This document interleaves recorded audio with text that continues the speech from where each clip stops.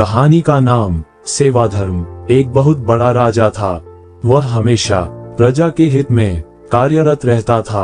वह इतना सेवाधर्मी था कि अपना सुख, ऐशो आराम सब छोड़कर सारा समय जन कल्याण में ही लगा देता था। यहाँ तक कि जो मोक्ष का साधन है अर्थात भगवत भजन, उसके लिए भी वह समय नहीं निकाल पाता था। एक सुबह राजा वन की तरफ भ्रमण करने के लिए जा रहा थे कि उसे चित्रगुप्त महाराज के दर्शन हुए।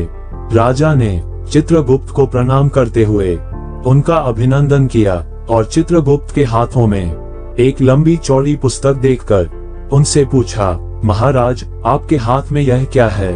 चित्रगुप्त बोले, राजन ये हमारा बही खाता है जिसमें सभी भजन करने वालों के नाम हैं। राजा ने निराशायुक्त भाव से कहा, कृपया देखिए तो इस किताब में कहीं मेरा नाम भी है या नहीं। चित्रगुप्त महाराज किताब का एक एक पृष्ठ उल्टने लगे, परंतु राजा का नाम कहीं भी नजर नहीं आया।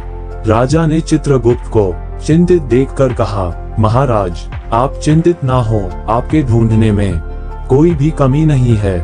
वास्तव में ये मेरा दुर्भाग्य है कि मैं भजन कीर्तन के लिए समय नहीं निकाल पाता और इसीलिए मेरा नाम यहाँ नहीं है। उस दिन राजा के मन में आत्मग्लानि सी उत्पन्न हुई, लेकिन इसके बावजूद उन्होंने इसे नजरअंदाज कर दिया और पुनः परोपकार की भावना लिए दूसरों की सेवा करने में लग गए। कुछ दिन बाद राजा फिर सुबह वन की तरफ टहलने के लिए निकले तो उन्हें वही चित्रगुप्त महाराज के दर्शन हुए। इस बार भी उनके हाथ में एक पुस्तक थी। इस पुस्तक के रंग और आकार में बहुत भेद था और यह पहली वाली से काफी छोटी भी थी। राजा ने फिर उन्हें प्रणाम करते हुए पूछा, महाराज आज कौन सा बही खाता आपने हाथों में लिया हुआ है? चित्रगुप्त ने कहा, राजन आज के बही खाते में उन लोगों का नाम लिखा है जो ईश्वर को सबसे अधिक प्रिय हैं।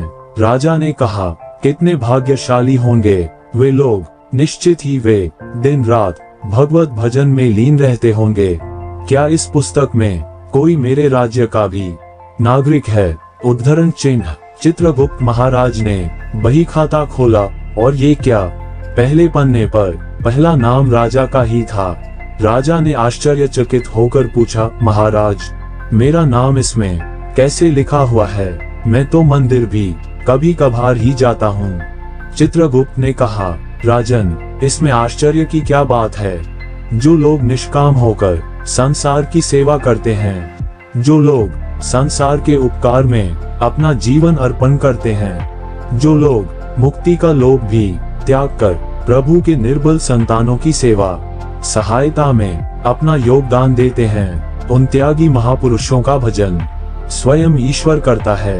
ए राजन तू मत पछता कि तू पूजा पाठ नहीं करता, लोगों की सेवा कर, तू असल में भगवान की ही पूजा करता है।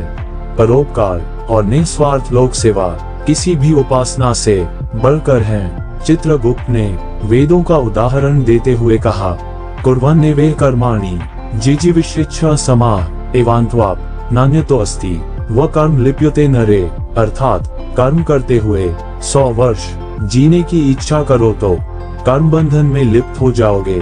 राजन भगवान दीन दयालु हैं, उन्हें खुशामद नहीं भाती बल्कि आचरण भाता है। सच्ची भक्ति तो यही है कि परोपकार करो, दीन दुखियों का हित साधन करो। अनाथ, विधवा, किसान व निर्धन आज अत्याचारियों से सताए जाते हैं, इनकी यथाशक्ति सहायता और सेवा करो और यही परम भक्ति है। राजा को आज चित्रगुप्त के माध्यम से बहुत बड़ा ज्ञान मिल चुका था और अब राजा भी समझ गया कि सेवा धर्म से बड़ा कुछ भी नहीं है और जो परोपकार करते हैं वही भगवान के सबसे प्रिय होते हैं। तो दोस्तों, जो व्यक्ति निस्वार्थ भाव से लोगों की सेवा करने के लिए आगे आते हैं, परमात्मा हर समय उनके कल्याण के लिए यत्न करता है।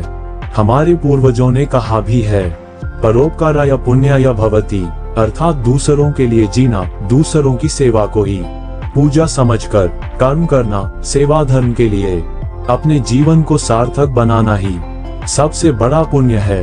और जब आप भी ऐसा करेंगे तो स्वतः ही आप वही ईश्वर के प्रिय भक्तों में शामिल हो जाएंगे। धन्यवाद।